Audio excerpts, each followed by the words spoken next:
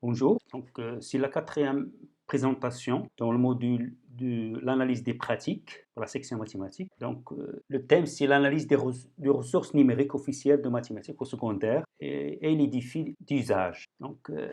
L'intégration des technologies de l'information et de la communication dans le curriculum des mathématiques au secondaire, collégial et qualifiant, n'est donc pas une action particulière, mais c'est une stratégie raisonnée qui vise le développement de la culture scientifique des élèves. Les orientations pédagogiques de mathématiques au secondaire collégial et qualifiant encouragent les enseignants à prendre en compte dans leur enseignement le développement de la capacité des élèves à s'approprier l'usage des technologies. Dans ce contexte, il a été nécessaire d'accompagner ces changements par la mise en place d'un cadre de référence pour l'intégration des TIS visant à proposer des approches et scénarios pédagogiques pour contribuer à garantir la qualité pédagogique via l'utilisation des équipements informatiques et des ressources numériques. Le ministère de l'Éducation nationale a élaboré un guide pédagogique de TIS en 2014.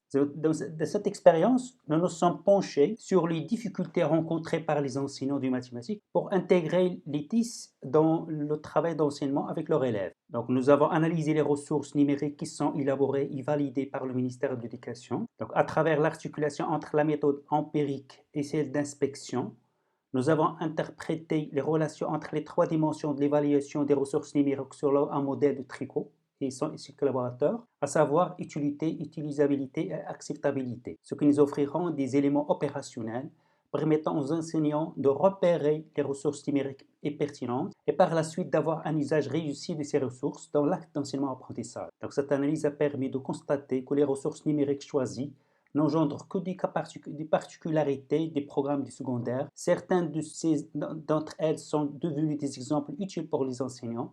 D'autres sont encore qu'au stade de sensibilisation et familiarisation avec l'usage des TIS. Au-delà de leur diversité, toutes ces ressources numériques s'avèrent néanmoins vouloir répondre à des besoins identifiables par l'enseignant, surtout ceux qui apparaissent non satisfaits par les outils traditionnellement mis à leur disposition. Cette analyse a montré que les contenus de ces ressources numériques ne contribuent pas à la construction de nouvelles connaissances mathématiques, vu l'absence d'une rupture épistémologique dans leur construction. On va présenter cette expérience en deux parties. La présentation numéro 4 et notre présentation sera numéro 5. Dans cette présentation numéro 4 sera consacrée aux ressources numériques et conceptualisation bien sûr de ces ressources. Ensuite, le projet ressources pédagogiques numériques au Maroc. Troisièmement, la contribution au développement des praxéologies des enseignants à travers la diffusion et l'usage des ressources numériques. Et le quatrième point, c'est la méthodologie utilisée dans l'analyse des ressources numériques de cette expérience. Dans la deuxième partie, sera la présentation 5 sera consacrée bien sûr aux résultats et enseignements sollicités de l'analyse de ces ressources à travers le guide et les synthèses et les conclusions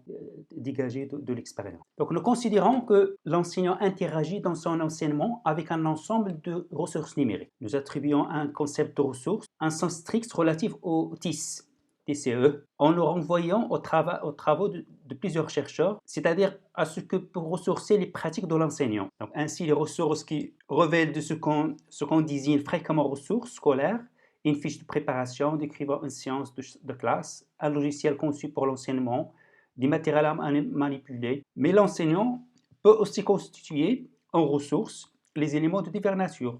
Par exemple, les réactions des élèves, le temps dont ils disposent, etc. Donc, nous référons de cette étude aux travaux de Tréco et ses collaborateurs qui ont interprété les relations entre les trois dimensions de l'évaluation des ressources numériques. Ils ont montré la différence entre la complémentarité entre une évaluation empirique et celle d'inspection en partant du type d'évaluation. Ils ont défini trois dimensions qui sont l'utilité, utilisabilité et acceptabilité dans l'évaluation des ressources. Et interpeller les variables qui permettent de mesurer de façon empirique et par inspection ces trois dimensions.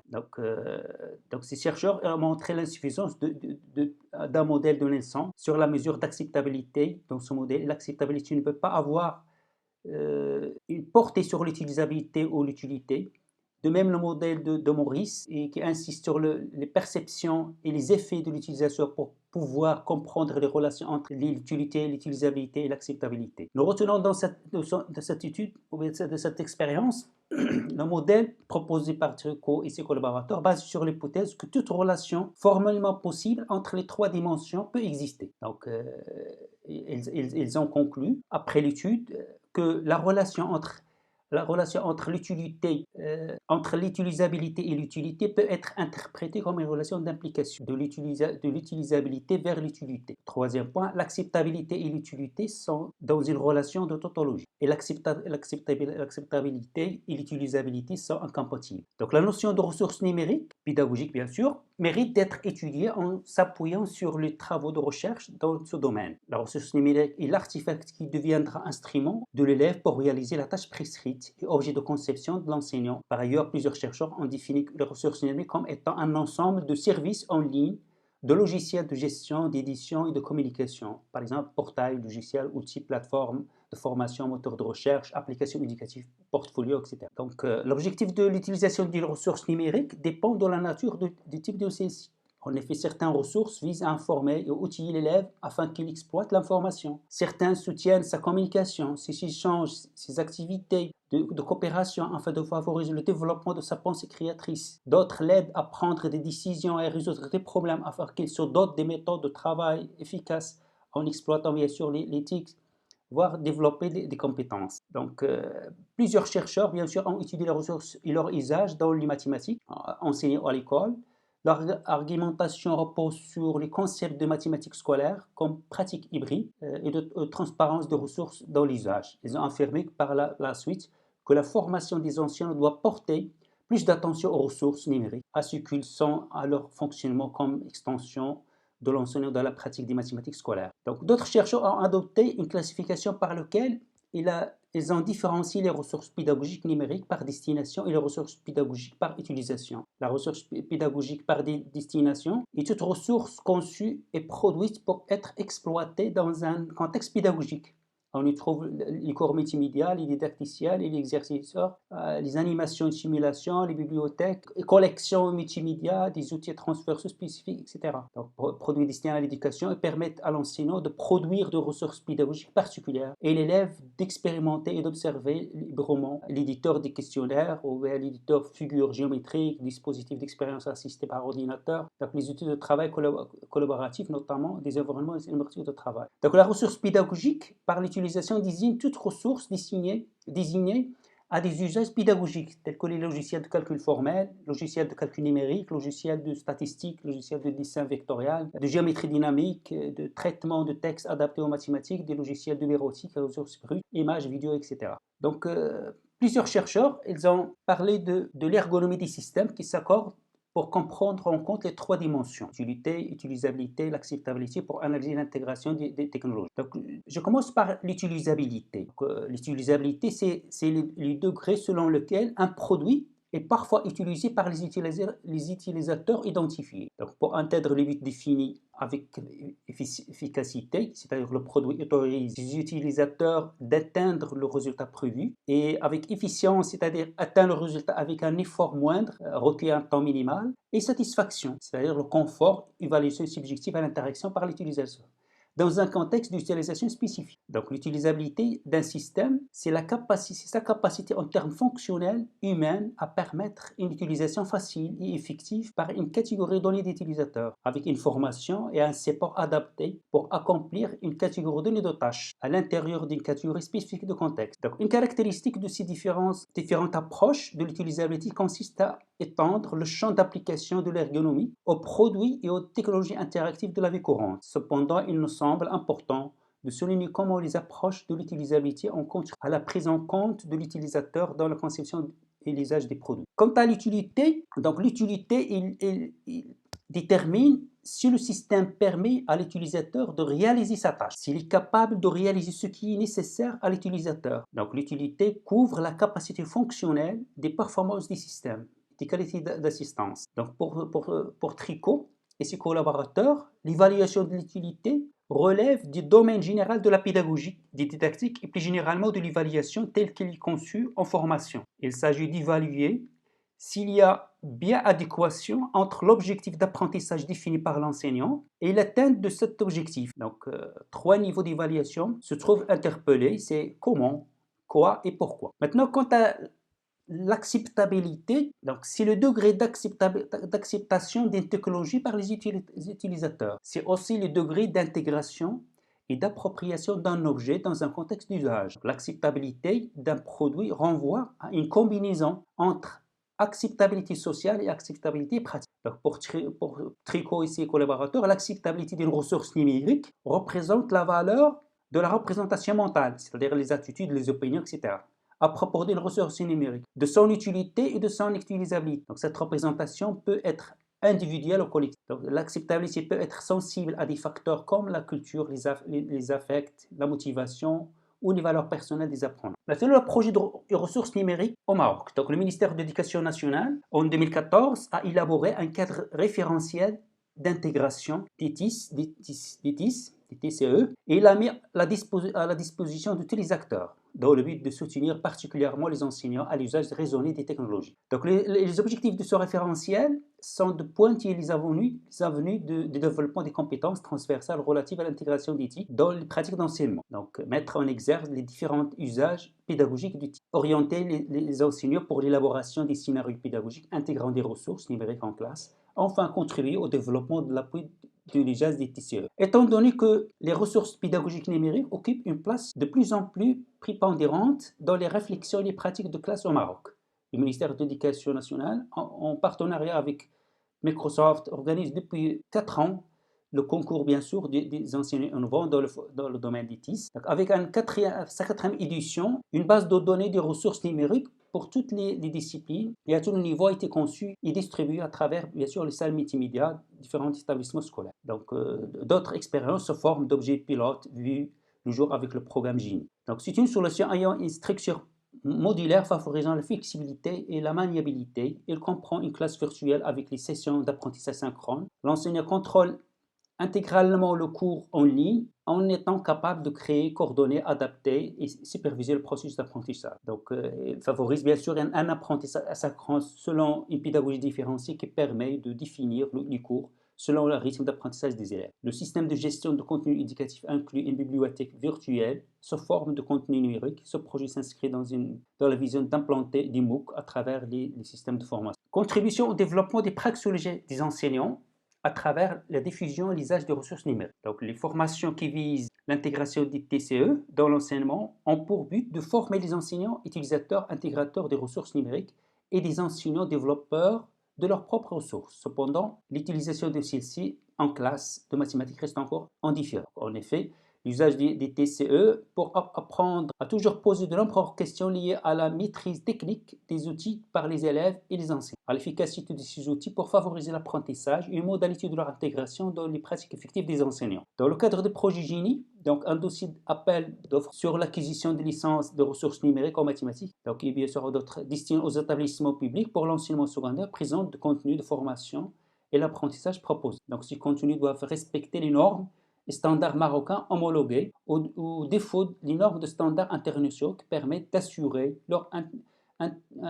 leur efficacité, bien sûr, leur adaptabilité, leur pertinence pédagogique et le respect de la propriété intellectuelle. Donc, une normalisation correspond aussi bien aux besoins d'indexation, au choix des structures de contenu. Donc, au niveau pédagogique, donc, les ressources diffusées sont présentées en arabe en obéissant aux exigences suivantes. Donc, faire acquérir à l'élève les habiletés cognitives, analyse, synthèse, raisonnement, organisation, construction, abstraction. Donc, inciter la motivation et la curiosité des élèves, permettre à l'élève de représenter la solution d'un problème à l'aide des tableaux et des graphes, se référer à la démarche de solution de problème, assurer la qualité sur le plan cognitif et pédagogique, notamment un maximum d'interactivité, présenter aux élèves des activités d'apprentissage, mais aussi des activités visant l'évaluation de leurs connaissances. Donc, au niveau du contenu, il doit être bien sûr conforme au programme officiel, il doit compte tenu des orientations officielles des mathématiques dans chaque niveau scolaire, veiller au respect des droits d'auteur et de la propriété intellectuelle, viser bien sûr simultanément l'acquisition des savoirs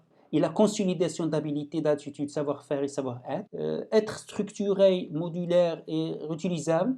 Donc, les ressources doivent offrir aux professeurs la possibilité d'organiser et d'utiliser des supports de cours suivant leurs besoins en fonction du niveau de leurs élèves, des ressources supplémentaires disponibles, présenter des explications simples, claires et démonstratives, offrir une variété bien sûr de supports interactifs pour l'enseignement et l'apprentissage des notions scientifiques de base, bien sûr, et être utilisable dans l'apprentissage mixte en tant que support pédagogique pour l'enseignant et support de renforcement de l'apprentissage ou autonomie par l'élève. Donc, au niveau ergonomique, cette dimension ergonomique prend en compte les effets des facteurs de présentation des informations sur écran, tant au niveau perspective qu'au niveau cognitif. Donc, c'est en quelque sorte comment faciliter l'utilisation et la navigation intuitive. La lisibilité des documents à l'écran peut être améliorée en tenant compte de certains paramètres, par exemple la taille, le style de police d'écriture, contraste entre la couleur de la police et l'arrière-plan de la page, nombre de caractères par ligne de texte. Respecter ces règles permettrait bien sûr d'éviter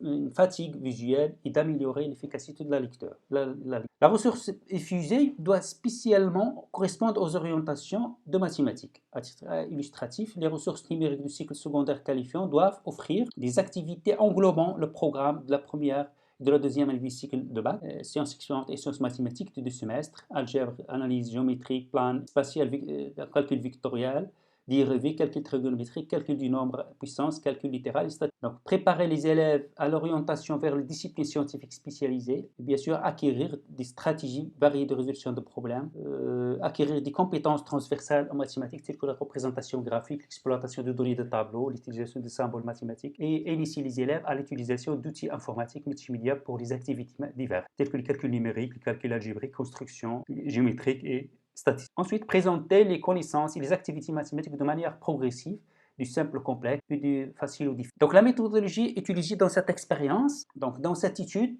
porte sur l'analyse, je répète que porte sur l'analyse didactique des ressources numériques dans l'aboutissement et de contribuer au développement des praxéologies des enseignants à travers la diffusion et l'usage de ces ressources. La visée est donc identifier les ressources numériques susceptibles de veiller l'adhésion des enseignants, ainsi que les conditions de leur mise à disposition. Donc, je répète que nous entendons par ressource une entité porteuse d'informations visant comme finalité la diffusion de cette information. Dans l'échange de ressources pédagogiques, il existe une grande diversité de nature de forme, documents écrits, personnes ressources, etc. Après avoir effectué une analyse de différents documents de référence, tels que les orientations pédagogiques, ce guide-là, le TCE, la vision stratégique du Conseil national d'éducation et de la formation, nous avons sollicité en ligne 53 enseignants de mathématiques du secondaire collégial et secondaire qualifiant, en les interrogeant à la question qui permettent de recenser leur conception envers les ressources numériques élaborées dans le guide du ministère, c'est-à-dire le guide de 2014. Donc les propos des enseignants étaient recueillis sur le plan de la pertinence des ressources proposées et de la possibilité de leur exploitation en classe avec les élèves. D'une part, il s'agissait de déterminer si ces ressources étaient utilisées par les enseignants en classe ou s'ils ont eu l'occasion d'utiliser d'autres ressources numériques. Nous avons visé leur familiarisation au support numérique de façon générale. Donc, cette analyse permettrait non seulement de comprendre les ressources numériques jugées attrayantes par les enseignants, mais également de concevoir une éventuelle action auprès des enseignants non utilisateurs des ressources numériques. Donc, pour étudier ces ressources numériques, il nous a été inévitable de proposer une grille d'analyse des ressources pédagogiques. Nous avons conçu et réalisé cette grille sur la base des conceptions des acteurs de terrain. Donc, le choix de l'élaboration des critères de cette grille a été bien sûr réalisé avec des consultations en ligne, d'entretien non directif avec des chercheurs et des enseignants, formateurs qui ont été réunis dans un colloque dédié aux ressources numériques liées. Donc, le premier niveau d'analyse s'est effectué grâce à une grille qui porte selon chaque ressource numérique sur les savoirs, les savoir-faire, les savoir-être mobilisés, tâches ou type de tâches, les logiciels utilisés, l'apport didactique, pédagogique, enfin les remarques, l'observation générale dégagée de la ressource. Voilà les ressources. Il y a 3 ressources au collège et 3 au secondaire qualifiant, avec les niveaux scolaires. Bien. Donc l'approche didactique et pédagogique préconisée englobe l'ensemble des processus dans lesquels s'intègre la ressource avant et après l'utilisation. Cette méthode didactique porte quant à elle plus précisément sur l'utilisation concrète de la ressource pendant l'action. Donc, les ressources numériques ont été examinées en fonction de 2 objets d'analyse secondaires, la transposition didactique et l'approche didactique utilisée. Donc, pour enseigner, l'enseignant devrait avoir fait le travail de transposition didactique des connaissances mathématiques qui sont enseignées, en se référant au modèle portugais qu'on a parlé l'autre fois. Dans un premier temps, nous avons analysé la transposition didactique en fonction de sa pertinence, sa présence par la suite, donc par la suite pour juger de sa qualité à travers les 2 indicateurs suivants. C'est-à-dire la transformation de l'objet de savoir en objet d'enseignement respecte les spécificités de l'objet, à savoir mathématique, c'est-à-dire la possibilité d'intégration du produit dans l'acte d'enseignement-apprentissage et la possibilité de développer diverses compétences et de contribuer au développement de la démarche de résolution de problèmes. Et cette transformation est-elle pertinente par rapport à l'objet de savoir mathématique? Nous avons expliqué cette transformation à travers la possibilité d'améliorer la compréhension des élèves par l'outil et